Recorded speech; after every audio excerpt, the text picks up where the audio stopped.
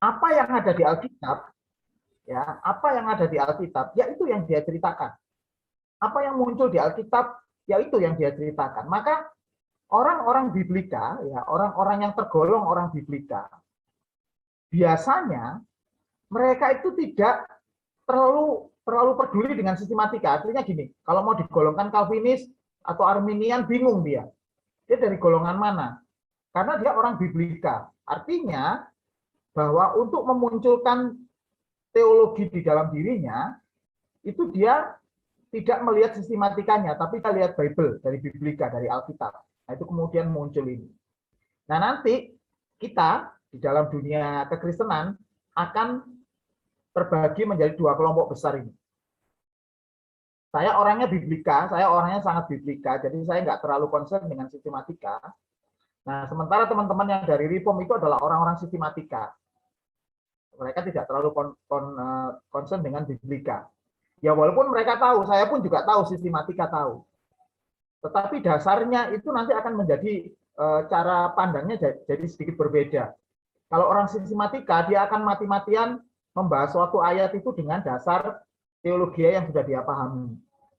Tapi orang Biblika tidak, orang Biblika lebih jujur. Orang Biblika itu ya apa adanya. Tapi masalahnya orang Biblika ini, karena terlalu jujurnya itu, kadang-kadang dia disalahpahami sama orang Reform, dianggap dia orang Calvinis, sama orang Calvinis dia dianggap, orang Reform dia dianggap Arminian, tapi sama orang karismatik dia dianggap sistematika, ya dianggap Calvin. Bahkan biasanya orang Biblika ini disebut sebagai gak enak namanya itu, yaitu ahli Taurat. Nah, karena suka lihat-lihat Alkitab, gitu. Dia disebut ahli Taurat. Makanya kalau ada orang bilang ahli Taurat itu sebenarnya ya juga bukan sesuatu yang ini ya, yang jelek-jelek ya. Kadang-kadang itu hanya olok-olok aja karena kita orang Biblika. Oke, hari ini kita akan belajar sesuatu lebih Biblika, gitu. Jadi kemarin kita sudah belajar banyak tentang sistematika. Nah, yang sekarang adik-adik, Bapak Ibu semuanya, kita akan belajar Biblika. Sebenarnya belajar Biblika itu sangat membosankan. Mengapa? Karena di sana ada teks Alkitab, dan ini sangat membosankan. Tetapi saya usahakan ini bisa semenarik mungkin supaya kita nggak ngantuk ya, supaya kita nggak ngantuk, nggak terlena dengan teks-teks Alkitab yang banyak gitu. Nah, hari ini kita akan mulai belajar sistematika, nanti Biblika, nanti ke depan kita juga akan belajar Biblika. Nah, sekarang saya mulai dari hal yang paling penting. Apakah Alkitab kita ini palsu atau dipalsukan? Penting ini, pertanyaan ini penting. Kita sebagai orang yang karismatik, orang yang injili, atau orang reform, semuanya pasti sepakat bahwa Alkitab kita itu adalah asli, tidak dipalsukan. Tidak dipalsukan. Asli. Kita membela pandangan kita yang memang kita yakin bahwa Alkitab kita itu adalah Alkitab yang asli. Apakah jawaban itu benar-benar? Memang benar. Memang benar. Tetapi saya perlu kasih garis bawah ya, tetapi sebenarnya ada hal yang harus kita perhatikan dengan adanya keaslian Alkitab. Karena kalau orang melihat Alkitab asli dengan versi yang dibahas sesungguhnya, nanti akan ada tanda tanya. Dan sebelumnya saya mesti memberitahu kepada Bapak, Ibu, adik-adik semuanya. Ya, saya mesti beritahu dulu. Ketika nanti kita semuanya belajar hal ini, saya tahu ada satu resiko yang saya harus hadapi, yaitu resiko kita jadi tidak percaya Alkitab lagi. Karena korbannya sudah ada. Korbannya itu adalah orang yang bernama, saya tulis ya namanya ya, Bart Ehrman. Bart Ehrman. Ini orang sangat terkenal. Mengapa dia terkenal? Karena dia membuat buku. Bukunya yang sangat fenomenal, sebenarnya bukunya ada banyak, tapi yang sangat fenomenal bukunya adalah berjudul Misquoting Jesus. Misquoting Jesus. Buku Misquoting Jesus ini udah masuk di Indonesia, udah di Gramedia ada. Saya nggak tahu sekarang masih ada nggak. Tapi ini buku sekitar ada yang rame itu sekitar 9 tahun yang lalu gitu ya. Nah, mengapa buku Misquoting Jesus ini begitu menarik? Karena di sini Bart Ehrman, ya Ehrman panggilannya Bart Ehrman itu mengupas perbedaan-perbedaan teks yang ada di dalam Alkitab. Dan dia menemukan jumlah perbedaan yang ada di dalam Alkitab, atau yang disebut varian, jumlahnya itu sekitar 50.000 lebih perbedaan. Artinya Alkitab kita itu menjadi pertanyaan. Mengapa ada perbedaan-perbedaan teks, ada perbedaan-perbedaan tulisan? Yang asli yang mana? Pertanyaan selanjutnya seperti itu. Yang asli yang mana? Perlu diketahui bahwa orang yang bernama Bart Ehrman ini, itu dulunya dia adalah orang Injili. Injili itu teologianya di tengah-tengah ya, tengah-tengah Calvin Arminian. Jadi bisa dibayangkan orang Injili itu adalah orang-orang yang sangat paham Calvinis, dia juga sangat paham Arminian. Karena posisi dia di tengah-tengah. Nah, dia ini orang Injili yang sangat takut akan Tuhan pada saat itu. Sampai kemudian dia ternyata belajar ilmu yang kita pelajari malam ini yang namanya adalah kritik teks. Kritik teks. Dan ketika dia menemukan itu, ya luar biasa. Ternyata pandangan dia sebagai orang Injili yang menyatakan bahwa Alkitab kita itu asli, ternyata bagi dia tidak terbukti. Maka dia kemudian memutuskan untuk menjadi agnostik. Apa agnostik? Agnostik itu percaya kalau Tuhan itu ada, tapi tidak mau beragama.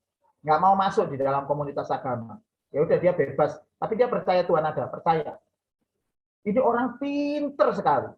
Dia adalah, kalau saya bayangkan, dia mungkin adalah orang pinter yang kedua setelah Daniel Willis. Daniel Willis ini seorang kritikus teks yang luar biasa, yang sangat terkenal sekarang ini. Ini orang percaya Yesus. Dia nomor 2-nya. Jadi ini orang pinter banget. Jadi si Bart Ehrman maupun Daniel Willis itu adalah orang yang sangat mengetahui kalau ada teks di dalam Alkitab yang berbeda ya. Dia tahu mana yang asli, mana yang palsu. Dia tahu. Gitu. Jadi bisa dibayangkan. Ya ini orang pinter ketika belajar kritik teks akhirnya bisa menjadi murtad. Gitu. Dia nggak jadi Islam, enggak, dia jadi murtad. Masalahnya adalah, ada masalah yang kedua. Buku Misquoting Jesus ini adalah senjata yang cukup ampuh, cukup lengkap untuk menyerang kekristenan. Ya, untuk menyerang kekristenan. Sehingga buku ini banyak dibeli oleh teman-teman yang muslim. Akhirnya teman-teman yang muslim itu banyak menyerang Alkitab itu dari buku-bukunya Bart Ehrman. Dan sudah bisa dipastikan Kristen kebanyakan tidak bisa menjawab. Nggak bisa jawab. Mengapa? Karena itu tulisan Bart Ehrman. Dan kita tidak pernah belajar secara khusus kritik teks. Kristen itu yang diurusi apa sih? Nih, yang diurusi. Berkat, mujizat, jamahan. Udah ngurusi ini aja. Jarang yang mau ngurusi masalah-masalah kayak gini. Jarang sekali. Saya bukannya bilang bahwa hal ini tidak penting. Enggak. Cuma ketika kita berhadapan dengan orang-orang yang menyerang Alkitab seperti ini, sudah bisa dipastikan orang-orang ini tidak akan bisa jawab.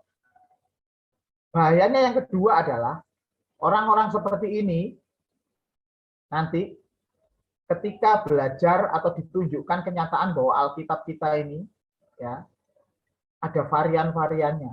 Ini adalah orang yang paling pertama shock. Mengapa? Karena mereka tidak pernah mau belajar. Jadi pada malam hari ini, sore hari ini, malam hari ini, saya sungguh-sungguh tahu resiko saya mengajari hal ini. Ya kepada adik-adik semuanya, Bapak Ibu semuanya, tapi nggak usah takut. Nggak usah takut. Saya sendiri sudah membaca bukunya, semua bukunya Bart Ehrman, dan saya sudah membaca juga kritik teks. Nah, mudah-mudahan pada malam hari ini semuanya justru malah semakin mantap percaya kepada Alkitabnya. Gitu. Jadi nggak ragu-ragu lagi. Oke ya, kita mulai. Alkitab kita ini dituduh, dipalsukan, dan ada tuduhan-tuduhan bahwa kita itu ada Alkitab yang dipalsu, juga termasuk ada kitab-kitab liar. Gitu. Lanjut. Nah, ini tuduhan dukungan terhadap Alkitab. Tuduhan tapi dukungan terhadap Alkitab. Ini apa maksudnya? Nah, ini adalah surat Ali Imran 3 nomor 3, nazala alaika alkitabah bi al-haq musadikan lima baina yudaihi wa ansalna at-taurata wa al-injila. Ya. Nazala, maka nazal, nusul. Ya, nusul, maka turunlah atau dia menurunkan. Nazala alaika. Nazala alaika alkitabah. Kitab. Kemudian dikasih tanda kurung, ingat ya, tanda kurung ini apa? Tanda kurung ini adalah tanda di mana nggak ada ya. Nazala, nah, nun ya, nazala, ya, alaika, alkitabah, alkitabah, ya. Kemudian dikasih tanda kurung bahwa ini dijelaskan bahwa ini Al-Quran. Nggak ada tulisan Al-Qurannya di sini. Alkitabah, bi al-haq, bi al-haq, hak. Ya. Sesuatu yang benar. Ya, diturunkan kepadamu, ya, dalam hal ini tanda kurung sekali lagi, Muhammad ini tidak ada di dalam teks. Ya, jadi kalau membaca dia menurunkan atau diturunkan kitab kepadamu yang mengandung kebenaran, bi al-haq, yang hak dan yang batil, gitu ya. Hak itu artinya adalah kebenaran. Bi al-haq musadikan, ya, yang membenarkan kitab-kitab sebelumnya. Kitab-kitab sebelumnya itu apa? Yaitu Taurat dan Injil. Taurata wa al-injilillah. Itu. Jadi di ayat ini, di Ali Imran pasal yang ketiga, Ali Imran 3, menurut terjemahannya ya, menurut terjemahannya Departemen Agama, Al-Quran diturunkan ya sebagai konfirmasi membenarkan kitab-kitab sebelumnya, yaitu Taurat dan Injil. Nah, berarti dari sini kita tahu sebenarnya ini adalah dukungan kepada kitab Taurat dan Injil. Tapi masalahnya di Al-Quran bukan hanya berdiri sendiri ayat ini. Ayat ini ada ayat lagi. Ya, ada tuduhan. Tuduhan itu disebut tuduhan tahrif atau pengubahan. Pengubahan kitab suci. Ya, yaitu di Al-Baqarah 146. Alladzina atainahum kitaba yurina fanahu kama yarifuna, ya, yarifuna abnahum wa inna fariqan minhu layaktumuna al-haq wa hum yalamuna. Nah, artinya adalah hai orang-orang Yahudi dan Nasrani, hai orang-orang yang telah kami beri kitabah ya, mengenal Muhammad seperti mereka mengenal anak-anaknya sendiri. Dan sesungguhnya sebagian mereka, nah siapa itu? Adalah orang-orang Yahudi menyembunyikan kebenaran dan mengetahuinya. Mereka mengetahui tapi disembunyikan. Itu menurut Al-Quran. Jadi Al-Quran sebenarnya memandang Alkitab atau Alkitab yang kita pegang ya, Perjanjian Lama dan Perjanjian Baru, itu sebagai Alkitab yang benar. Tetapi orang Nasrani dan orang Yahudi menyembunyikan kebenaran itu. Padahal mereka mengetahuinya, iya mereka tahu, jadi mereka menyembunyikan kebenaran itu. Nah, makanya kenapa saya bilang tadi itu, ini ada tuduhan, tapi juga ada dukungan di dalam Al-Quran sendiri, di dalam teks Al-Quran sendiri. Nah, terus mana yang diambil? Nah, kalau Al-Quran itu biasanya yang diambil itu adalah yang belakang, ya, yang lebih dulu itu akan digantikan sama yang baru, begitu ya, nasib mansub itu namanya. prinsip nasib mansub. Maka kemudian yang tadi ya Ali Imran dengan Al-Baqarah, mana yang lebih tua? Nah, tinggal dicari. Nah, dalam hal ini yang lebih tua adalah Ali Imran. Jadi akhirnya Al-Baqarah lah yang dianggap yang terbaru begitu. Nah, tetapi mari kita lihat sekarang. Apakah sebenarnya Al-Baqarah 146 itu memang menyatakan bahwa Alkitab itu palsu? Ingat ya, kata yang dipakai adalah menyembunyikan kebenaran. Oke, jadi tuduhan itu ada dua. Atau tahrif itu ada dua. Di dalam Islam, tahrif itu ada dua. Ada tahrif lafzi, ada tahrif maknawi. Tahrif lafzi ini adalah tahrif atau tuduhan bahwa ada perubahan teks. Ya, di dalam Alkitab itu ada perubahan teks gitu. Kata ini. Bentar ya. Itu tahrif lafzi. Tahrif bukan tarif ya. Tahrif. Tahrif yang lafzi bahwa ada pengubahan teks. Terus tahrif atau tuduhannya kedua adalah tahrif makna, maknawi. Nah, perubahan dalam hal makna. Nah, mana ini? Di Al-Baqarah ini, Al-Baqarah 146 ini menyatakan, ya ingat ya, kalau kita nggak bisa baca Arabnya, bisa baca terjemahan. Dan sesungguhnya, sebagian mereka, orang Yahudi dan Nasrani, menyembunyikan kebenaran. Jadi kalau begini, ini sebenarnya dekat sama tahrif lafzi atau tahrif maknawi. Coba saya tanya dulu, biar gayeng pertemuan kita ini. Kepada Mbak Widya. Nah, Mbak Widya aja, yang karena kan sama-sama seperti saya ya, orang yang dulu dari seberang. Gimana Mbak Widya? Menurut Mbak Widya arti ini apa? Arti ini apakah menunjukkan makna atau teksnya yang berubah? Mbak Widya? Lagi di jalan kayaknya Ustaz. Halo Mbak Widya, ditinggal makan saya. Lagi di jalan. Aku di jalan naik Oh, di motor. jalan ya. Oh, sorry ya, sorry. Kalau gitu saya tanya yang enggak di jalan aja. Saya tanya Mas Sabto aja. Mas, kalau lihat teks seperti ini berarti sebenarnya lebih mendekati yang dinyatakan itu ada perubahan di dalam makna atau di dalam teks, Mas? Di dalam teks. Di dalam teks ya. Ya. Dalam teksnya yang disembunyikan kebenaran di dalam teks ya. Nah, sekarang saya tunjukkan.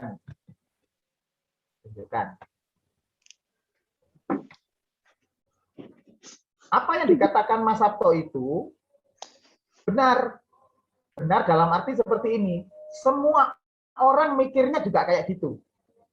Orang Islam sekarang mikirnya juga itu Alkitab sudah diubah-ubah teksnya. Benar. Tapi mari kita lihat dengan jujur. Sekali lagi ya, orang Biblika melihat tulisan. Al-Quran sendiri tidak pernah menyatakan dengan jelas, tidak menyebut bahwa yang dilakukan adalah melakukan tahrif lafzi atau teks. Tetapi justru Al-Quran ini justru menegaskan bahwa Alkitab diwahyukan oleh Allah sendiri. Nah ini nih, orang-orang Yahudi dan Nasrani yang telah kami beri Alkitab, ya, yang telah diberi, ini kayaknya besar ya, diberi Alkitab, Taurat dan Injil, karena yang memberi kitab itu adalah Allah. Nah, yang memberi kitab itu kan Allah sendiri. Itu. Nah, makanya benar Mas Sabto tadi bilang, akhirnya mereka menganggap bahwa ini sudah dirubah, tapi ini tidak jelas tahrifnya yang mana. Harusnya kalau memang Al-Quran itu memang menuduh bahwa Alkitab itu sudah diubah, harusnya dia katakan ini lafzinya, ini lafaznya, lafzinya, tulisannya. Nah, kan ini tidak jelas. Nah, apalagi kalau kita melihat dengan jelas sekali ke artinya, menyembunyikan kebenaran. Jadi bukan teksnya sebenarnya yang dirujuk oleh ayat ini, tetapi adalah makna menyembunyikan kebenaran. Contoh ya, saya tanya sama Kak Ongki, Kak Ongki, main C minor itu jarinya kayak apa ya? Nah, karena Kak Ongki merasa, tuh, aku yang menemukan permainan C minor kok enak aja menjawab. Akhirnya ditunjukkan, gampang Ustadz, main aja pakai satu jari. Gitu. Ting gitu. Nah, itu. Apa yang dilakukan Mas Ongki sebenarnya? Menyembunyikan kebenaran, menyembunyikan hal yang benar. Gitu ya. Nah, itu pun juga, begitupun juga dengan tuduhan ini sebenarnya yang dituduh oleh, bukan yang dituduh ya, yang dituju oleh Al-Baqarah ini sebenarnya bukan teks, tapi ini yang akhirnya dipahami orang. Itu. Harusnya ini kalau lihat ini, kalau jujur ya, kalau jujur mau melihat, ini yang dianggap itu diubah adalah maknanya. Dan memang kalau memang diubah maknanya memang benar. Karena apa? Karena orang Yahudi dan Nasrani kan mereka berbeda memahami tafsir. Orang Yahudi tidak percaya Yesus, orang Nasrani percaya Yesus. Dua-duanya pakai Taurat dan Injil. Enggak, kalau orang Yahudi hanya pakai Taurat, Zabur, gitu ya, dan kitab-kitab ini apa, nabi-nabi gitu. Tapi orang Kristen percaya Injil, Perjanjian Baru. Nah, ini kan memang diubah-ubah sama mereka. Bagi orang Yahudi, Yesus itu bukan Mesias, tapi bagi orang Nasrani, Yesus adalah Mesias, begitu. Jadi sebenarnya ayat ini nggak salah, tapi akhirnya jadi salah ketika hanya dimaknai bahwa yang dituduh itu teks yang berubah. Kalau dituduh teks, ya jadi nggak benar. Mengapa? Karena memang secara tekstual, secara tahrif lafzi, tuduhan lafzi itu tidak terbukti. Lafaznya nggak pernah berubah, gitu ya. Jadi ngerti ya. Ini lucu di Al-Quran ini satunya dukung. Sebenarnya satu ayat ini aja kita udah tahu nih bahwa Alkitab Taurat ya, jadi Taurat dan Injil itu yang menurunkan adalah Allah menurut mereka ya, menurut mereka. Nah, apa kesalahan fatal tuduhan di dalam Alkitab itu? Ya, apa kesalahan fatal dari yang yang kita lihat tadi? Yang pertama, Al-Quran sendiri tidak pernah menyampaikan bahwa Alkitab itu sudah diubah secara tekstual, tidak pernah.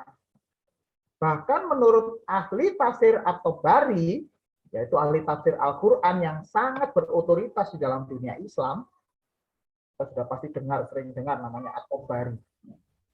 Dia menyatakan gini, tidak pernah terjadi pemalsuan atau perubahan isi, tetapi menyatakan bahwa orang-orang Yahudi mencoba menulis kitab dan menyebutnya sebagai firman Allah. Nah, ini membingungkan kata ini. Nanti mesti harus ini lagi diresapi lagi, dan saya kira kata ini salah ya.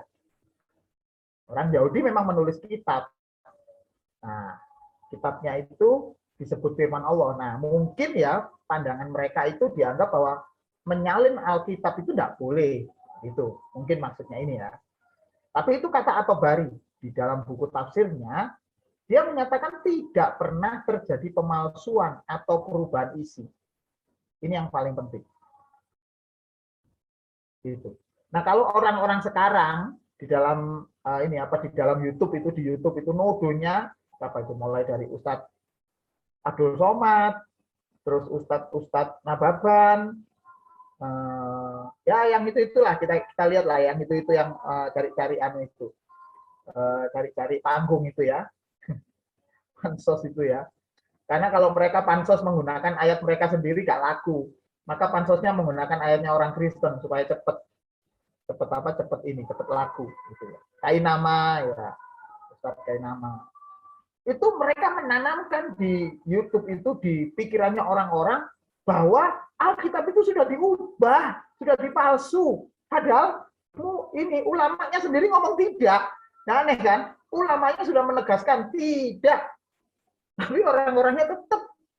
Nah, sekali lagi ya, sesuatu yang dianggap sebagai sesuatu hal yang salah, ketika diulang-ulang itu jadi dianggap kebenaran, dan itulah yang terjadi di Alkitab sekarang ini. kita dituduh Alkitabnya palsu, Alkitabnya palsu, Alkitabnya palsu. Padahal secara teks di dalam Al-Quran mereka sendiri sebenarnya tidak menyebut seperti itu secara jelas. Memang ada sih yang menganggap bahwa kitab itu dirubah, tapi maksudnya bukan teksnya. Itu kata atau Baril ya, itu yang ngomong itu mubalik mereka sendiri, ulama mereka sendiri menyatakan bahwa memang tidak terjadi perubahan. Nah, yang kedua, tidak ada alasan sama sekali bagi orang Yahudi maupun Kristen untuk mengubah Alkitab. Alasannya apa? Alasannya apa kita ini mengubah teks Alkitab? Tidak ada. Oh, disesuaikan. Nah, ini repot. Kalau disesuaikan itu gini masalahnya. Alkitab itu kan terdiri dari PL dan PB ya, Perjanjian Lama dan Perjanjian Baru. Perjanjian Lama itu dipakai oleh orang Yahudi pasti ya. Dia juga dipakai oleh orang Kristen. Dia dipakai orang Katolik. Ada lagi nih, orang Ortodok, PL ya, Perjanjian Lama. Ada lagi, PL ini dipakai orang Samaria juga, PL. Nah, ini garis tegasnya. Nah, PB dipakai atau Perjanjian Baru dipakai orang Kristen, orang Katolik, orang Ortodok. Mereka tidak pakai. Tapi PL dipakai oleh semuanya. Coba bayangkan. Dari kelima, 1, 2, 3, 4, 5 ini, 5 aliran ini. Ya ini masih 5 ya, saya sederhanakan, belum yang lain-lain. Katakan sekarang, orang Kristen yang berubah.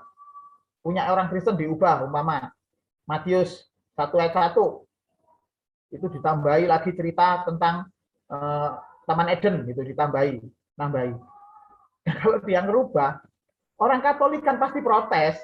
Loh, orang Kristen itu Alkitabnya kok ya lucu ada tambahannya.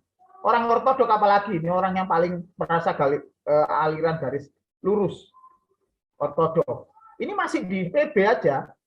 Itu yang protes akan ramai seperti ini. Apalagi yang diubah PL. Kalau PL, orang Yahudi ini paling saklek dengan kitabnya. Mereka tidak mau kitabnya diubah-ubah, ditambahi pun tidak mau mereka. Orang Yahudi.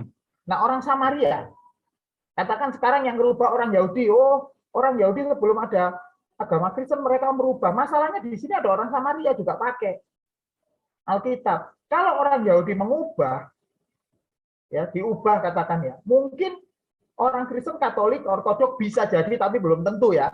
Belum tentu. Nanti saya akan kasih tahu alasannya kenapa belum tentu.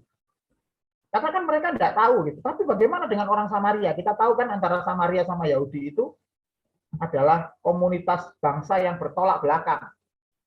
Cuma saya tegaskan sekali lagi ya, adik-adik, Bapak Ibu semuanya, orang Samaria itu adalah orang yang percaya kepada Pentateuch atau 5 kitab Musa. Jadi bukan penyembah berhala ya, karena saya pernah ketemu sama seorang guru agama, dia ngajari murid-muridnya bahwa orang Samaria itu menyembah berhala. Waduh, salah nih. Ya, jadi orang Samaria itu juga percaya kepada Pentateuch atau percaya kepada Alkitab Perjanjian Lama, 5 kitab Musa. Gitu. Jadi tidak ada alasan bagi orang Yahudi maupun orang Kristen itu untuk merubah Alkitab, tidak bisa. Begitu juga ketika ditanyakan kepada orang Muslim, ketika ditanya tuh tuduhannya, lah ya alasannya itu apa sih? Kok orang Yahudi sama Nasrani itu mau ngubah-ngubah kitab itu alasannya apa? Mereka bingung. Kalau mereka pasti biasanya bilang, oh ya, supaya Yesus atau Isa itu manusia itu dijadikan Tuhan. Nah, kita kan bisa stop. Kamu tahu enggak? Orang Yahudi itu enggak percaya kalau Mesias itu Yesus. Mana mungkin orang Yahudi dan Nasrani kompakan, mereka mengubah kitab, malah mendukung Yesus. Gitu. Nah, itulah yang saya bilang sebenarnya tuduhan mereka itu mereka enggak tahu apa-apa.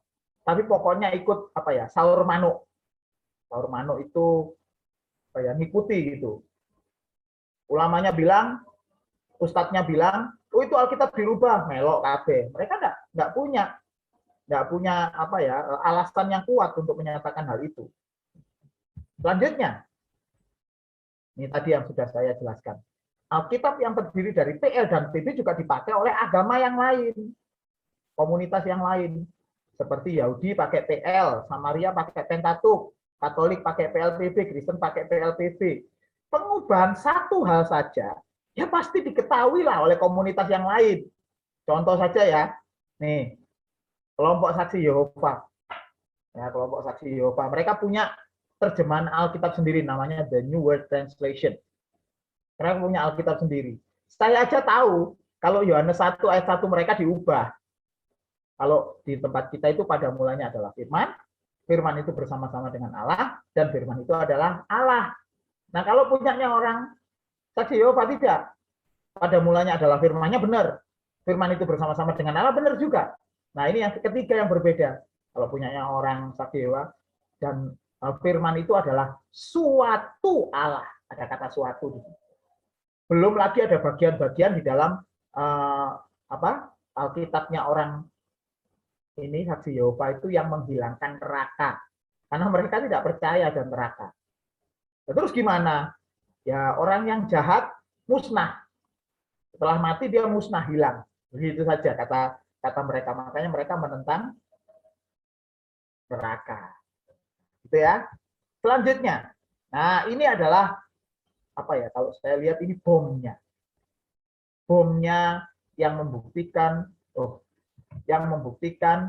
bahwa Alkitab kita itu tidak pernah diubah. Yaitu apa? Ketika ditemukan. Ya.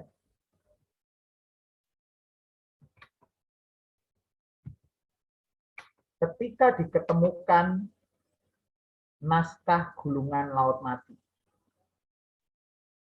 Ditemukannya baru-baru aja tahun 47 di Gua Qumran. Tidak kurang ada 900 fragmen dan skrip perjanjian lama. Ini perjanjian lama ya. Kecuali kitab Ester nggak ada. Mengapa kitab Ester nggak ada? Karena di Gua Qumran ini yang menyembunyikan kitabnya itu adalah kelompok Eseni. Jadi pada zaman Tuhan Yesus itu ada 4 kelompok sebenarnya. Tapi ya 3 kelompok besar ya. Farisi, Saduki, sama Eseni. Satu kelompok namanya Zelot. Zelot ini orang yang suka perang, suka memberontak begitu ya. Nah, kelompok Eseni ini unik. Ya, kelompok Eseni itu adalah orang yang suka menyendiri. Mereka suka menyendiri, mereka punya komunitas sendiri, dan mereka kemudian tidak suka dengan orang Farisi maupun Saduki. Gitu. Ada tradisi gereja yang menganggap bahwa Yohanes Pembaptis itu adalah orang Eseni. Karena lihat ciri-cirinya, dia suka tinggal di hutan, kemudian makanannya adalah belalang, begitu. Padahal Yohanes Pembaptis orang pinter kan? Dia orang pinter, anaknya imam. Ya pasti dia tahu lah Alkitab. Tapi dia nggak mau kumpul sama orang-orang di Bait Allah. Mereka punya komunitas sendiri. Begitu. Nah, kelompok ini mereka tidak mau mengambil kitab Ester, tidak mau menganggap kitab Ester itu adalah kanon perjanjian lama atau bagian dari perjanjian lama. Mengapa? Alasannya sederhana. Karena di kitab Ester itu tidak ada dicantumkan satupun kata Tuhan. Nah, kitab Ester itu ya, nggak ada kata Tuhannya. Kalau dicari, nggak muncul. Kalian pasti tidak akan bisa menemukan. Ya, lanjut. Sementara perjanjian baru sendiri, ini lebih banyak. Ditemukannya ada 5.000 naskah. Manuskripnya jumlahnya 20.000 lebih. Jadi banyak banget. Jadi ketika ditemukan ini, maka semua tuduhan tadi itu, nih yang di sini nih, sudah tidak terbukti. Ya, mereka nggak terbukti. Mengapa? Karena ternyata ketika ditemukan di Laut Mati, isi Alkitab yang dimiliki orang Yahudi pada saat itu, ingat ya ini TL ya, dengan naskah Laut Mati ini persis sama. Ya ada perbedaan dikit-dikit, nanti kita akan pelajari ya. Perbedaan dikit-dikit yang tidak terlalu signifikan. Ada, memang ada bedanya, tapi tidak terlalu signifikan yang mayor gitu, major dari contohnya ya. Contohnya ada kata Mas Sabto diganti Mbak Sabto. Itu kan ikut-ikutan fatal itu kan ya. Nah, cuman Mas Sabto diganti, mungkin waktu itu variannya adalah Miss Sabto gitu. Ah itu A-nya A atau I gitu ya. Jadi bukan merubah hurufnya secara total. Nanti kita akan belajar Oke. Lanjut ya. Nah, harus disadari bahwa memang ada perbedaan pandangan antara Islam dengan Kristen mengenai apa itu pewahyuan di dalam kitab. Di dalam sebuah kitab ini beda. Makanya mengapa kita dengan mereka itu tidak pernah akur. Cara pandangnya sudah beda. Teman-teman kita yang Islam menganggap bahwa kitab Taurat, Zabur, Injil, termasuk Al-Quran ini adalah kitab yang nusul atau diturunkan kepada Nabi yang terkemuka. Nah, coba kita lihat tadi ayatnya ya, teksnya. Kita udah belajar tadi. Nah, ini. Nazala alaika alkitabah. Dia menurunkan kitab Al-Quran kepadamu, pada Muhammad, yang mengandung kebenaran. Dan juga membenarkan kitab-kitab sebelumnya. Dan nazala, anzalna, ya, dan wa anzalna at-taurata wa al-injilillah. Gitu. Dan menurunkan Taurat dan Injil. Jadi teman-teman kita yang Muslim itu, mereka punya pandangan bahwa yang namanya kitab itu diturunkan. Ya, Ali Imran 3 ini. Ya. Diturunkan. Sementara kita yang disebut orang-orang Kristen tidak seperti itu cara pandangnya. Bagi orang Kristen, Alkitab itu ya, berasal dari ilham ya, yang sumbernya adalah berasal dari Roh Kudus. Jadi secara supranatural Roh Kudus mengilhami para penulis Alkitab yang tidak menghilangkan kemampuan penulis. Nah, ini jujur sekali. Maka kita nanti akan melihat kenapa varian itu terjadi itu karena hal ini. Gitu. Ya. Jadi tidak menghilangkan kemampuan penulis sebagai contoh. Contoh ya. Contoh sederhana. Sebentar, saya mau tampilkan ya. Saya mau tampilkan dulu. Saya permisi mau nutup dulu.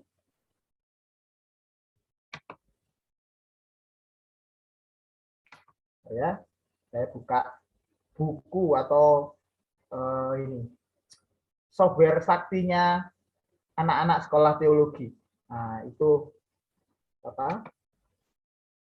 Apri itu juga suka buka bagian ini ya. Biasanya kita kalau melihat Alkitab melihat ini bagian ini. Oke, bentar.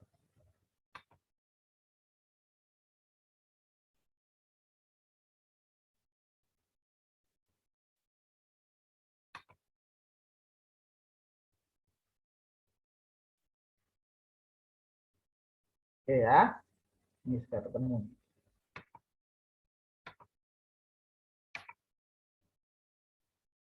Nah, bisa kelihatan ya semuanya ya. Nah, ini saya mau tunjukkan. Kita pakai bahasa Indonesia dulu ya. Ini tempatnya ada di Yohanes 2 Yohanes 1 ayat 1. Salah satu aja contoh. Ya. Jadi gini, 2 Yohanes 1 ayat 1 itu dari penatua kepada ibu yang terpilih, maksudnya gereja ini ya, bukan ibu perempuan ya, dan anak-anak yang benar-benar aku kasihi. Bukan aku saja yang mengasihi kamu, tetapi semua orang yang mengenal kebenaran. Coba ada tiga yang saya coret ini ya. Ada kata kasih, ada kata mengasihi, ada kata kebenaran. Nah, coba kita lihat ayat selanjutnya. Ayat yang kedua, bisa nggak ya langsung?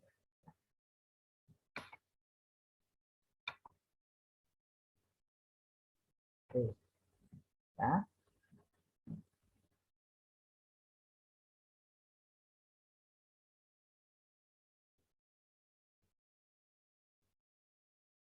Coba lihat, ini ayat yang kedua.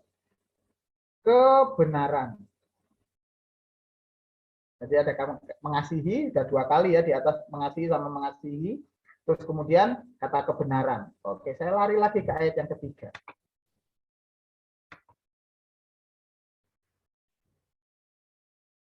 Ayat yang ketiga.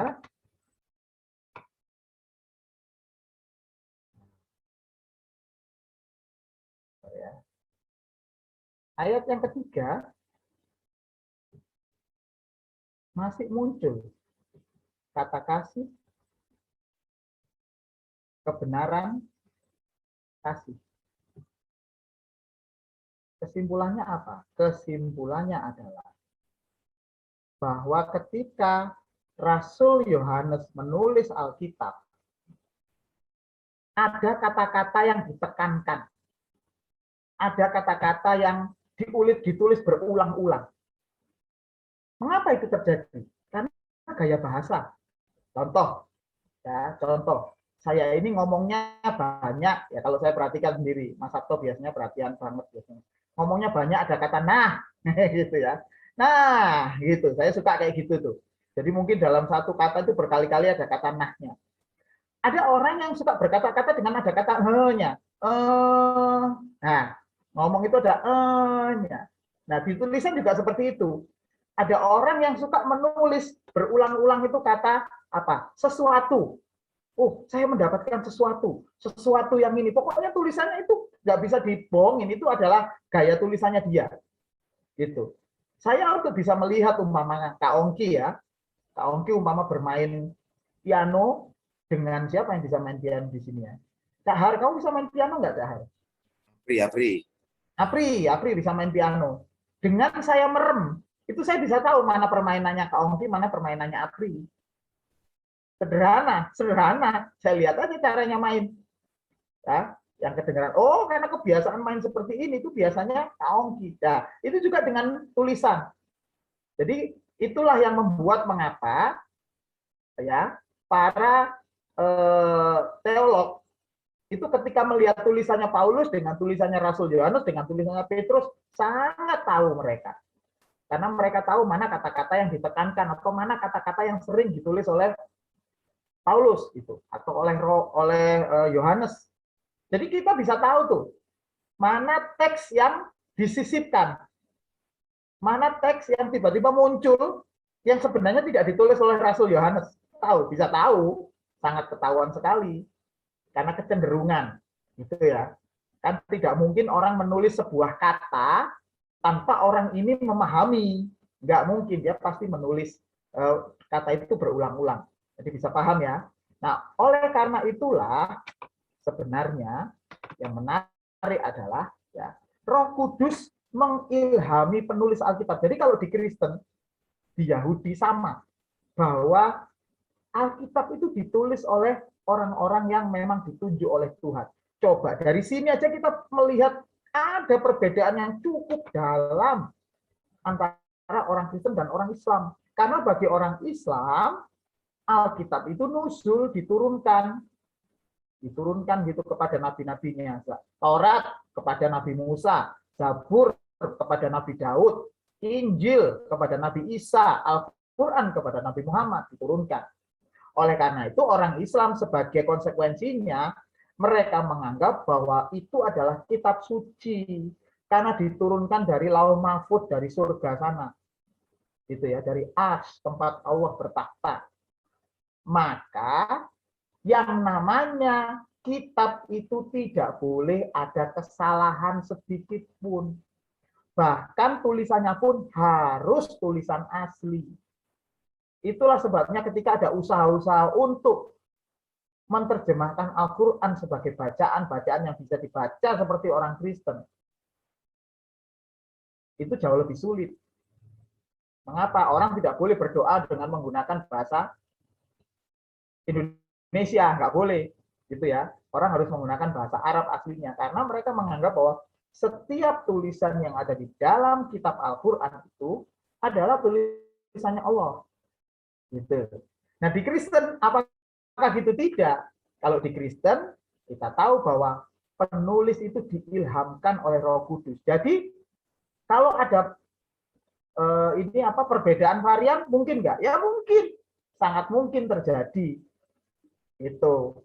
Jadi kalau kita memahami frame berpikir seperti ini, seharusnya kalau kita jadi orang Kristen, jangan paksa teman-teman kita yang Islam itu untuk memiliki cara pandang seperti kita. Contoh, akan ada pertanyaan nanti pasti, ya. Pak Ustadz, kenapa kita begitu intens dengan kritik teks ya? Teksnya itu dia diudal-udal gitu. Jadi Alkitab itu benar-benar kalau kita melihat di dunia ilmu pengetahuan teologi ya, satu kata, dua kata itu dieksplorasi begitu dalam. Makanya sampai ada orang seperti Bart Ehrman yang akhirnya jadi agnostik. Karena dia melihat kenyataan, loh kok banyak yang berini? Mungkin dugaan saya, karena dia berpikir bahwa Alkitab itu seperti ini, seperti teman-teman kita yang muslim mikirnya. Nggak mungkin salah, makanya berhati-hati dengan prinsip yang kemarin, ya, yang kemarin kita belajar sama-sama, sola scriptura, sola scriptura. Apa ini? Bahwa semuanya berasal dari Alkitab.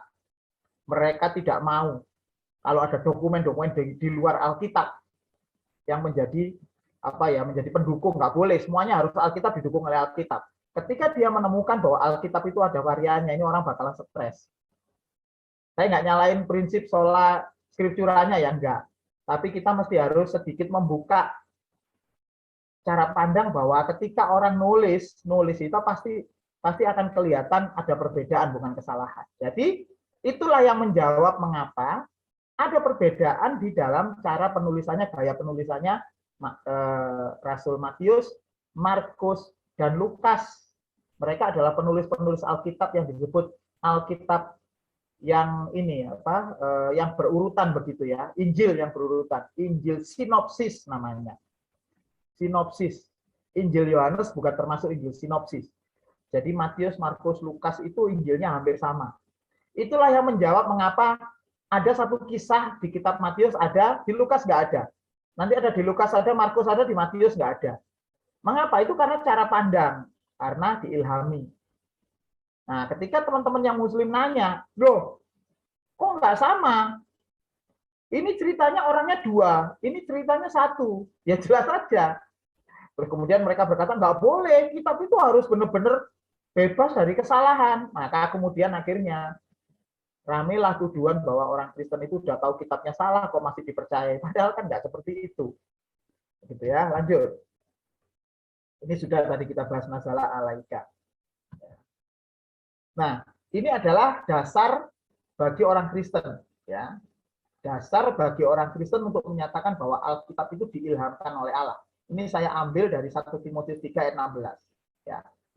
Para grape tulisan, segala, para itu semua ya. Segala tulisan ya, theopneustos yang diilhamkan oleh Tuhan, ya, yang berasal dari Tuhan. Nah, ya, kita sudah tahu ayatnya yang bermanfaat untuk mengajar, ya, menyatakan kesalahan, ya. Tetapi yang paling penting adalah grape theopneustos. Grape theopneustos. Apa artinya? Grape itu tulisan. Ya, sehingga ada kata grafir, itu berarti tulisannya. Theopneustos artinya diinspirasikan atau berasal dari ilhamnya dari Tuhan. Nah, sudah beda. Kalau dari teman-teman yang kita yang muslim, nazala alaika alkitabiyah, bukan alkitababi, ya salah itu. Alkitabi. Ya.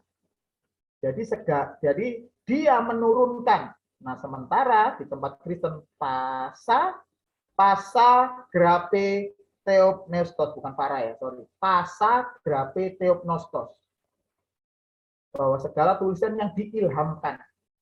Jadi secara prinsip ketika kita memandang pewahyuan antara kita dengan teman-teman yang muslim beda. Nah, tetapi yang paling penting ya bagi orang Kristen, kita harus memahami kanonisasi. Apa itu kanonisasi? Kanon itu berasal dari kata kaneh. Artinya adalah tongkat pengukur. Jadi tongkat pengukur panjang. Ini dulu bentuknya itu segitiga. Karena dipakai untuk mengukur dinding, dipakai tukang ini ya, tukang batu gitu ya. Untuk mengukur supaya dindingnya lurus. Lama-lama ini jadi ukuran yang ini, aneh itu. Nah, kata kaneh atau kanon itu kemudian diambil oleh Alkitab sebagai ukuran bahwa hidup kita, pengiringan kita kepada Tuhan benar atau tidak. Gitu. Nah, kita yang ada di dalam Perjanjian Lama itu terdiri dari 39 kitab. Jadi yang dimulai dari kitab Pentatuk, kitab Taurat Musa, Kejadian sampai kitab Maleakhi. Sementara di dalam Perjanjian Baru ada 27. Nah, bukan berarti ini kemudian tiba-tiba muncul begitu, enggak. Ada namanya konsili atau musyawarah di tempatnya di Yamnia tahun 90. Ini yang datang adalah para rabi Yahudi. Ini Kristen waktu itu masih pertama-tama masih berdiri ya. Masih pertama-tama. Maka orang-orang ini Perjanjian Lama, orang-orang Yahudi mengadakan musyawarah konsili di Yamnia. Nah, dia menyatakan, Yamnia ini menegaskan bahwa kitab mulai dari kitabnya Taurat Musa, Kejadian sampai kitab Maleakhi itu sudah sah. Termasuk kitab Ester. Gitu. Tadi yang tidak diterima oleh kelompok SNI, sekarang orang-orang Yahudi ditegaskan kembali. Hal ini bukan satu-satunya bukti. Ada seorang ilmuwan, orang ilmuwan Yahudi yang namanya Flavius Josephus, ini sangat terkenal sekali. Dia bukan orang Yahudi, dia juga bukan orang Kristen. Jadi orang yang agamanya adalah agama pagan, menyembah berhala. Tapi dia orangnya suka menulis. Jadi dia dari tulisan-tulisan dialah kita bisa melihat sejarah orang-orang Yahudi. Josephus menyebut bahwa keseluruhan PL itu seperti yang ada saat ini. Jadi penulis pada masa itu menyatakan bahwa memang benar. Jadi apakah ditambahi, apakah diubah? Tidak. Memang sudah apa adanya seperti itu. Dalam PB bagaimana? Nah, ingat dalam PB ya, setelah Yesus naik ke surga, kekristenan itu dirongrong oleh ajaran sesat. Maka ini terjadi tahun 30. Akhirnya murid-murid Tuhan Yesus membukukan kitab Injil, membukukan surat-surat dan sejarah. Jadi ini selesai ketika tahun 90 Masehi, ketika itu kitab yang terakhir ditulis itu adalah kitab Wahyu. Yang ditulis sudah ditutup. Nah, gereja sepakat menerima 27 kitab. Termasuk kitab Ibrani, termasuk kitab Yakobus. Makanya saya juga heran. Tiba-tiba Martin Luther muncul di tahun berapa tuh? Tahun 1500 ya, kita kemarin belajar ya. Tiba-tiba mau menghapus kitab Yakobus. Aduh, ada aja. Nah, mengapa ini dilakukan kanonisasi terhadap kitab PB? Karena yang paling berkembang pada saat itu aliran sesat yang bernama Gnostik. Gnostik ini luar biasa penyesatannya karena dia menggunakan filsafat dan orang-orang pada saat itu senang semuanya dengan filsafat, ilmu baru. Kalau sekarang ini mungkin semacam ilmu ini ya, membuat video gitu ya. Jadi banyak orang gandrung gimana caranya bikin video yang bagus. Nah, di Gnostik itu mereka menyatakan bahwa yang paling penting adalah pengetahuan roh, tubuh roh, bukan tubuh fisik. Tubuh fisik itu jahat, tubuh roh baik. Itu makanya mereka menganggap Yesus itu hanya bertubuhkan roh. Gitu. Nah, salah satu penganut ajaran Gnostik itu adalah Marcionis, kelompok Marcionis. Itu sebenarnya juga orang Gnostik. Nah, ajarannya lucu. Sorry, ini bukan menolak PB ya, salah ini saya. Menolak PL. Ngantuk ini waktu saya nulis. Setelah malam soalnya. Si Marcionis, mereka berkata bahwa kita harus menolak PL, Perjanjian Lama. PL itu tidak menentukan keselamatan dalam diri kita. Nah, saya jadi ingat ini, sekarang udah banyak sekali kelompok-kelompok Kristen yang Marcionis juga, yang memandang Perjanjian Lama itu tidak penting. Dia lebih suka Perjanjian Baru gitu aja ya. Ada orang-orang yang bilang bahwa Perjanjian Lama itu Taurat, itu adalah sebuah hal yang legalitas, kita tidak perlu melakukan hal itu lagi. Bahkan mereka berkata Perjanjian Baru itu baru muncul ya atau dianggap Perjanjian Baru setelah penyaliban Yesus. Sebelum penyaliban Yesus dianggap Perjanjian Lama semua. Oh, itu ngawur bener itu. Masa semua yang dikatakan oleh Tuhan Yesus dianggap Taurat? Benar-benar sudah ngawur, tapi ya pengikutnya sangat banyak. Nanti satu saat saya mau share salah satu video mereka, kelompok mereka. Nah, mereka juga di PB itu juga melakukan konsili juga gereja ya. 3 tahun di HIPU tahun 393 dan 397 untuk menetapkan dan menegaskan kembali. Dan ingat ya, konsili di Hippo dan konsili Kartago untuk Alkitab itu tidak memilih mana ayat-ayat atau mana bagian kitab yang boleh masuk di PB atau tidak. Tidak. Konsili Hippo dan konsili Kartago menegaskan kembali bahwa ayat di dalam perjanjian baru jumlahnya 27. Makanya kalau ada tuduhan bahwa konsili itu loh yang membuat Alkitab disusun mana yang disukai, dikumpulkan sendiri, itu salah, benar-benar salah. Nah, Alkitab dalam menghadapi ajaran sesatnya ada kelompok Gnostik, yaitu menggabungkan antara kepercayaan, Gnostik itu, kepercayaan kuno, filsafat dan rahasia tingkat tertinggi manusia, yaitu yang disebut pengetahuan, logos. Terus kelompok Marsionis tadi kita sudah bahas, dia menolak seluruh kitab PL. Montanisme, kelompok Montanisme, ini dia bilang bahwa Tuhan Yesus akan datang kedua kali di Pulau Frigia. Lucu-lucu. Nah, ini yang sekarang ini sudah mulai marak. Sabellianism menyatakan bahwa Allah hanya satu yang muncul kepada kita dengan cara yang berbeda. Ya, Allah itu hanya satu. Jadi kalau dulu penciptaan Allah Bapa. Terus kemudian pada saat Yesus jadi Yesus Allah Putra. Jadi Roh Kudus sekarang ini adalah eranya Allah Roh Kudus, gitu ya. Itu ciri khas kelompok Sabellianism. Kayaknya kita pernah deh ngomong gitu ya. Saudara-saudara, ini adalah masanya Roh Kudus. Maka kita berdoa jangan kepada Yesus, kepada Roh Kudus. Itu hati-hati, itu Sabellianism itu. Tapi kita tidak sadar. Ya saya menyadarilah, kita nggak tahu karena kita sering mendengar dari hamba Tuhan. Hamba Tuhannya pun nggak ngerti kalau itu pengajaran sesat. Diomong no, dan kita melok-melok merasa, itu pewahyuan, bukan pewahyuan, salah. Gitu. Makanya penting sekali kita belajar kayak gini supaya kita nggak mudah disesatkan, gitu ya. Lanjut. Mudah-mudahan masih belum ngantuk, ya. Ini sudah saya lewati aja karena itu tidak terlalu penting. Ini juga tadi sudah sempat saya jelaskan, ya. Ini perbedaan Kristen dan Yahudi, Kristen dengan teman-teman kita yang Islam. Teman yang Islam memandang bahwa kitab itu berasal dari sumbernya dari Lauh Mahfuz di Ars, ya. Kemudian turun ke Baitul Isa. Dari Baitul Isa ini kemudian dibawa sama malaikat Jibril ke Gua Hiro dan bertemu dengan Nabi Muhammad, maka muncullah Al-Quran. Tetapi Nabi Muhammad sendiri nggak pernah menulis Al-Quran. Al-Quran justru pertama kali yang menulis itu adalah Utsman, tahun 633.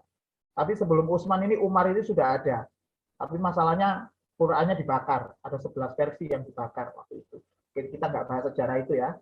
Nah terus kalau Kristen, dari Roh Kudus memberi ilham kepada masing-masing penulis. Di dalam Alkitab kita itu ada sekitar 40 penulis. Mulai perjanjian lama, perjanjian baru. Baik yang di tanah perjanjian lama maupun Alkitab perjanjian baru. Ya. Nah, bagaimana sekarang dengan perbedaan jumlah kitab? Nah, ini kemarin ditanyakan siapa ya waktu itu. Kristen, ya, Kristen kita mempercayai kitab PL itu jumlahnya 39 dan kitab PB 27. Nah, tetapi Katolik, teman-teman kita Katolik, selain terdiri dari 39 kitab PL, benar, ada tambahan lagi 9 kitab Deuterokanonika.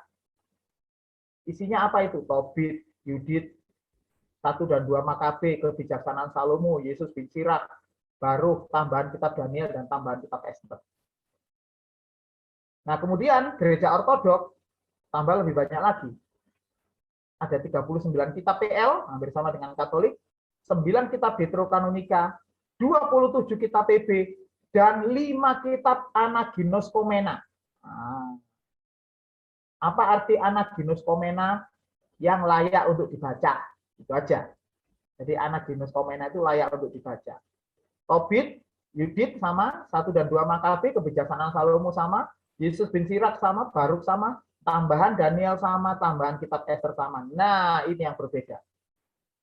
Doa Manasye, Mazmur 151, 1 3, 4 Esdras.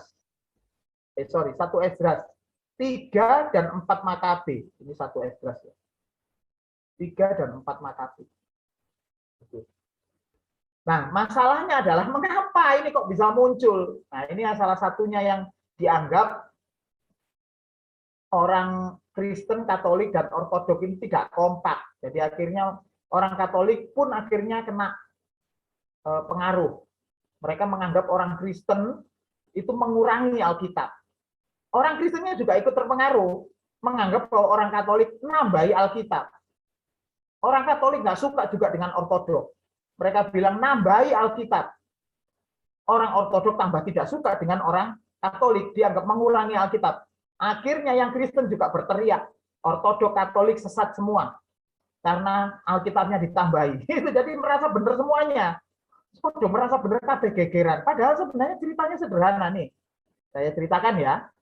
Perbedaan ini terjadi karena gereja Katolik dan Ortodok mereka mengambil terjemahan dari kitab yang namanya Septuaginta.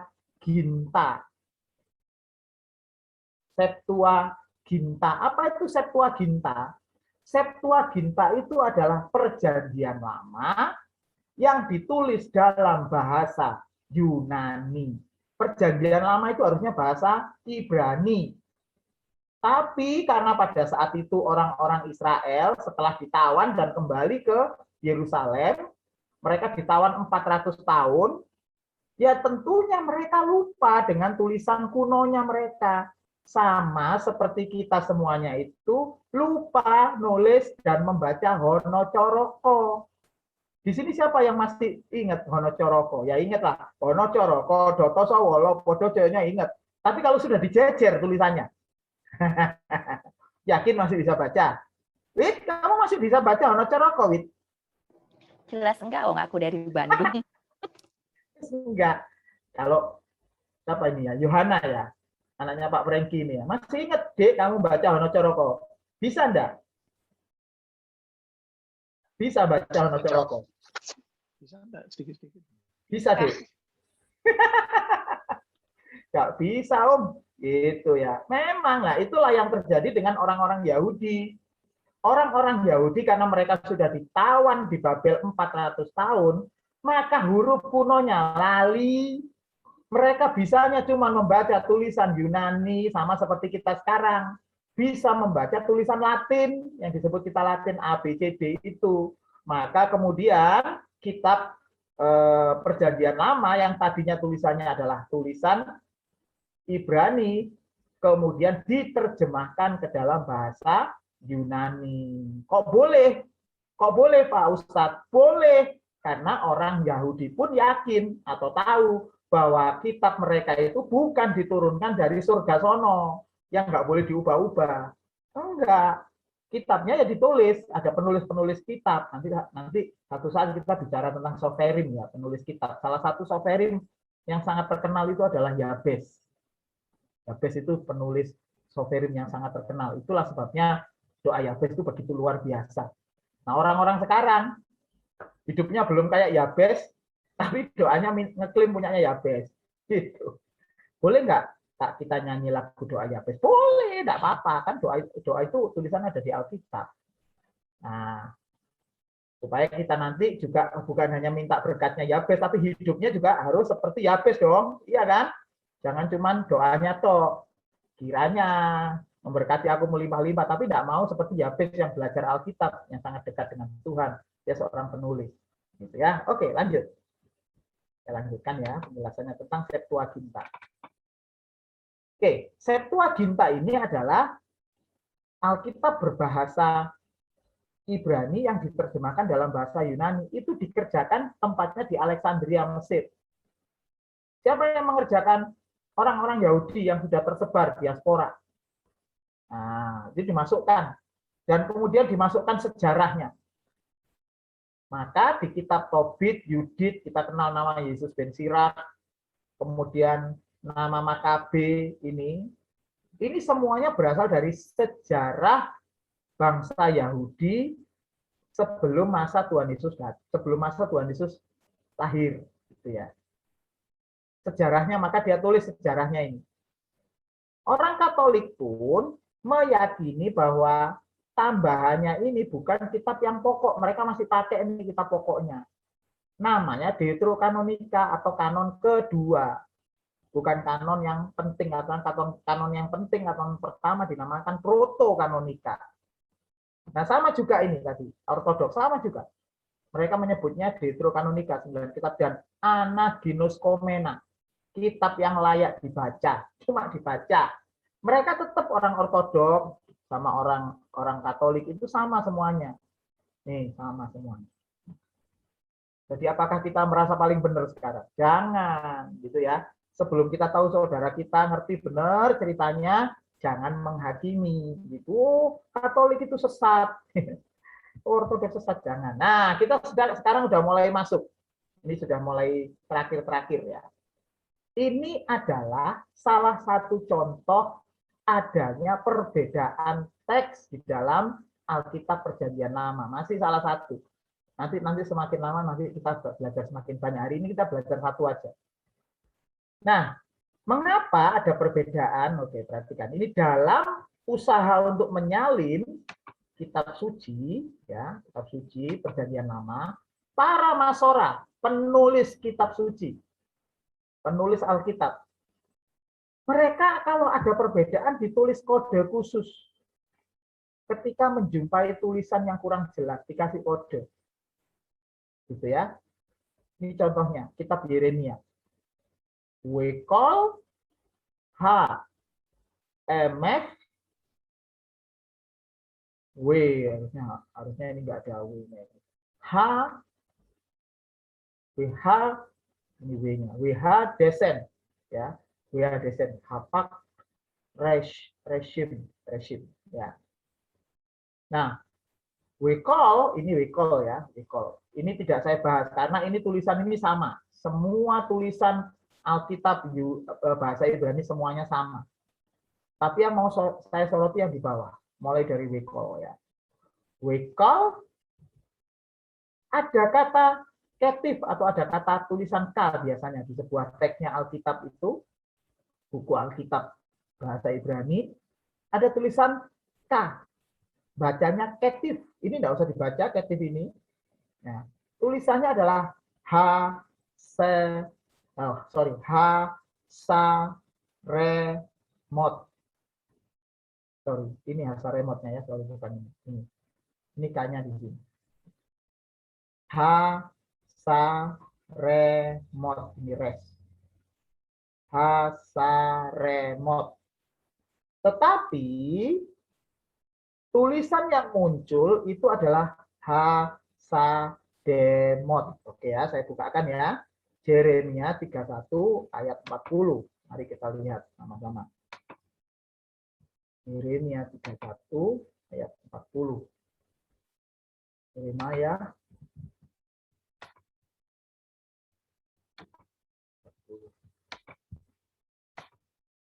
40.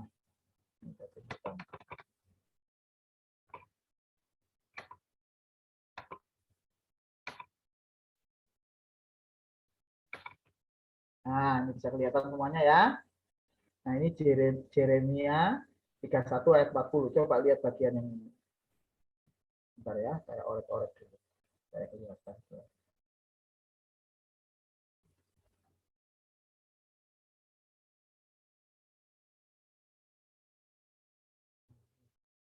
Ya, perhatikan kata ini. Dikasih tanda kurung. Ya. Nah, ki yang kecil di sini kelihatan ya, ada ki yang kecil ini bacanya adalah kere. Kere, bukan kere pengangguran, nggak kerja bukan ya, kere. Nah, ada k kecil di sini. Ini ada nggak ya? Oh, nggak ada. Harusnya di sini ada tanya. Itu bacanya adalah ketif. Ketif. Ya, perhatikan ini. Dikasih tanda kurung. Saya hapus dulu ya. Nah, makanya enggak ya. Kalau ini kiri berarti ini ketif. Ya, kiri itu adalah yang dibaca. Hasademot. Sementara ketifnya atau yang tertulis di dalam teks ini adalah hasaremot. Nah, mari kita kembali lagi. Bingung ya? Nah, nanti saya jelaskan supaya nggak bingung. Kalau masih bingung, minum Paramed. Bayangkan saya itu waktu kuliah itu bacaannya gitu-gitu itu bukan cuma sepotong. Satu bagian itu kita suruh baca. Tuh, stres gitu. Dosen tapi nggak mau tahu ya. Pokoknya dianggap sudah bisa baca semuanya. Gitu. Jadi sebenarnya teman-teman ini enak ini. Tinggal enak. Sudah langsung dapat penjelasan yang sederhana gitu ya. Nah, we call hasaremot. Ini hasaremot. Ini hasaremot ya. Hasaremot. Ini tulisannya yang tertulis. Tetapi kata hasaremot itu tidak ada artinya dalam bahasa Yunani. Nggak ada artinya. Seperti contoh ya. Contoh kata bira. Apa bira itu? Bira itu nggak ada artinya. Tapi kalau bisa, ada artinya. Bisa itu artinya bisa. Misalnya ular atau bisa mengerjakan dapat. Bira apa ya? Nah ini seperti itu. Hasaremot itu enggak ada. Tapi ada kata hasademot. Ada kata hasademot ini. Nah ini. Kalau hasademot ada artinya kayak gitu tadi. Maka kemudian apa yang dilakukan oleh para masora? Mereka jujur. Mereka tulis dua-duanya. Tadi lihat ya di dalam Alkitab tadi. Ditulis dua-duanya. Di Alkitab kuno tadi. Dua-duanya ditulis. Mengapa? Mereka tidak mau kehilangan tulisan aslinya. Makanya ini orang Muslim lihatnya tuh gini. Loh itu. Ada yang beda itu loh. Ini mana yang benar? Ini berarti dirubah. Itu. Padahal bukan dirubah. Justru ini jujur. Ditulis dua-duanya. Itu. Ditulis dua-duanya. Nah sekarang pertanyaannya.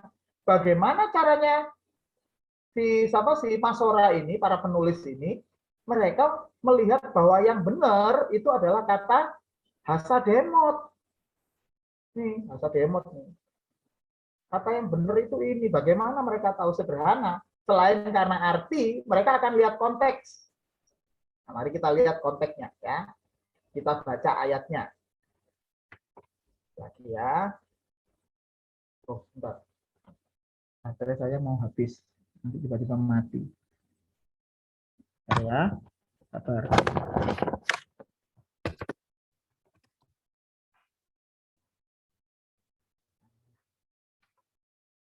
Oke, kita lihat lagi. Nah, mari kita lihat konteksnya. Yuk dibaca ya ini. Yang saya kasih biru-biru ini. Oke, saya minta tolong Kak Ongki untuk bacakan Kak Ongki yang saya kasih biru-biru itu Kak Ongki. Bisa kelihatan nggak ya? Oh ini. Ya. Dan segenap lembah itu dengan mayat-mayat dan abu korbannya, dan segenap tanah di tepi sungai Kidron sampai ke sudut pintu gerbang kuda ke arah timur akan menjadi kudus bagi Tuhan. Orang tidak akan meruntuhkan dan merobohkan lagi di sana untuk selama-lamanya. Oke, terima kasih Kak Ongki. Oke, perhatikan ya. Perhatikan, kata yang tadi itu dikasih ketif sama kiri itu adalah kata ini.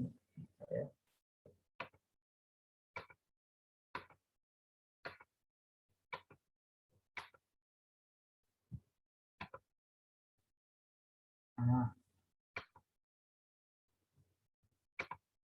ini kata ini yang dikasih ketif sama kiri. Kembali berjalan. Oh, balik. Saya kebalik. Oke. Yang dikasih kata ketif sama kiri tadi yang di sini ini itu adalah segenap tanah. Nah, makanya diterjemahkan ya hasademot, karena kata hasademot itu artinya adalah tanah. Sesuai enggak konteksnya? Sesuai. dan segenap lembah itu dengan mayat-mayat dan abu korbannya dan segenap tanah di tepi sungai Kidron sampai ke sudut pintu gerbang kuda ke arah timur akan menjadi kudus bagi Tuhan. Nah, sesuai. Itu. Jadi inilah salah satu yang disebut sebagai varian teks. Itu. Apakah itu berpengaruh secara signifikan di dalam dunia dunia teologi? Tidak.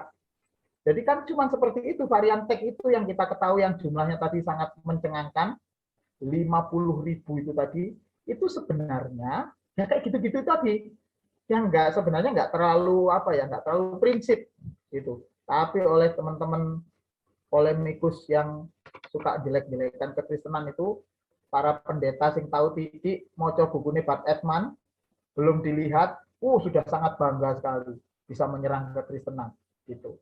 Nah, pertanyaannya kenapa sih sampai ada perbedaan? Kenapa sampai muncul kata hasaremot ini yang tidak ada artinya? Mau soal kitab nulis kata tidak ada artinya. Oke, perhatikan ya di sini. Sedikit kita akan belajar bahasa Ibrani. Ini menyenangkan ini.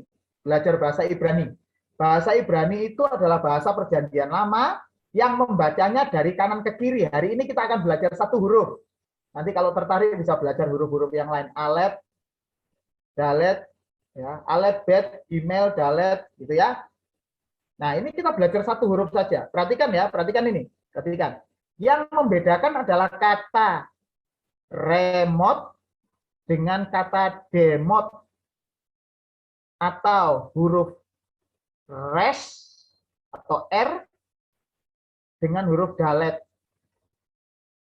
Huruf R dengan huruf D. Nah, di dalam tulisan Ibrani tulisan Ibrani itu huruf D itu seperti ini. Tuh, bentar ya. Coba perhatikan. Ini harus dilihat ini. Kalau nggak dilihat, nggak tahu bedanya. Huruf D seperti ini. Sementara huruf res atau huruf R itu seperti ini. Nah, kalau ini saya nulis pakai komputer, enak. Bisa ketahuan. Ketahuannya dari mana? Ini ada buntutnya kecil yang disebut iot. Maka ketika Tuhan Yesus berkata bahwa tidak ada satu iota pun yang akan dihapus dari Taurat, itu buntutnya ini saja. Ini iota, ini iot, buntut. Jadi yang sudah pakai kacamata usia 50 tahun ke atas, ya kayaknya nggak kelihatan. Tapi yang kalau masih muda-muda itu seperti Lydia itu masih kelihatan pasti ini. Ya. Nah, yang membedakan itu titik yang disebut iota ini, bokong ini, di belakang ini. Begitu ada garis ditarik sedikit, itu sudah jadi dalet. Ketika garisnya dipelengkungkan gini, jadi res. Nah, kalian bayangkan zaman waktu itu gurung ono komputer, belum ada mesin tik, belum ada fotokopi, itu ya, belum ada. Yang ada nulis, para masora itu menulis. Ya, bisa dibayangkan. Satu, kemungkinan waktu mau nulis dalet, buntutnya ini yang dikasih garis ini bukan pas, harusnya di depan buntut, di belakang persis gini. Jadi yang harusnya nulis gini ya. Ini dalet. Tapi dia nulisnya gini. Nah, padahal res itu gini. Coba. Gara-gara si buntut iota ini, kemudian jadi bacaannya berbeda. Tapi penulis Alkitab itu jujur, mencantumkan dua-duanya. Tetap dicantumkan. Walaupun ini nggak ada artinya. Tapi yang benar yang disarankan, ya, atau kirinya yang disarankan, kirinya ini juga ditulis. Nah, oke, jadi dari sini bisa paham ya, mengapa Alkitab itu ada perbedaan teks atau varian teks. Ya nggak ngerti, langsung menyerang. Diganti, harusnya asa remot menjadi asa demot. Kan, diganti bener kan? Ali Imron pasal 3 itu tadi, Ali Imran 3, enggak salah. Gitu ya. Nah, oke. Jadi inilah kesimpulannya. Sekarang kesimpulan, berarti mau selesai. Benarkah kitab Taurat yang asli telah hilang? Ya, tidak. Mengapa? Karena tulisan asli sampai sekarang tetap terjaga. Ada. Apalagi tadi ditemukan The Dead Sea Scroll, atau naskah Laut Mati. Asal muasalnya muncul teori yang menganggap bahwa Taurat itu tidak asli atau Alkitab tidak asli itu dari ini. Orang yang namanya ini Julius Wellhausen. Dia memunculkan teori ini, tahun hidupnya tahun 1844 sampai 19. Jadi ini orang dari abad 19 baru aja. Dia memunculkan teori namanya teori JEDP. Ini sangat terkenal sekali di dunia teologi. Singkatan dari Yahweh, Elohim, Deuteronomy, Priestly. Maksudnya artinya apa? Nanti aja kapan-kapan. Tetapi dia mengajukan sebuah teori bahwa kitab Pentateuch atau 5 kitab Musa pertama itu kemungkinan ditulis bukan oleh Musa, tetapi ditulis pada zaman Ezra. Nah, ini dia bilang seperti itu. Padahal kitab Musa yang nulis Musa. Tapi dia berpikir yang nulis Ezra, itu penemuannya. Nah, kemudian pandangan inilah kemudian yang diteruskan oleh para teolog liberal, seperti Bart Ehrman tadi itu, dan para polemikus Islam yang suka ngolok-ngolok kekristenan. Nah, selesai. Jadi dari sini, saya harap kita bisa menjadi semakin yakin dengan kebenaran Alkitab kita. Karena tuduhan-tuduhan dari mereka itu sebenarnya sama sekali tidak ada dasar yang kuat. Justru dasar yang kuat itu adalah dasar yang kita miliki. Alkitab kita tidak pernah diubah dan itu adalah kebenaran yang luar biasa. Jadi kalau saya dengar ada orang pindah agama gara-gara dia bilang Alkitabnya sudah dipalsu. Pak Brengki pasti yang pertama nangis kan. Karena temennya dia kayak gitu. Dia punya teman kayak gitu tuh. Pindah agama gara-gara dia nganggap bahwa Alkitabnya dipalsukan. Aduh. Makanya kalau orang sudah tahu kebenaran, sudah ngerti kebenaran, ya pasti ya akan mudah digoyahkan.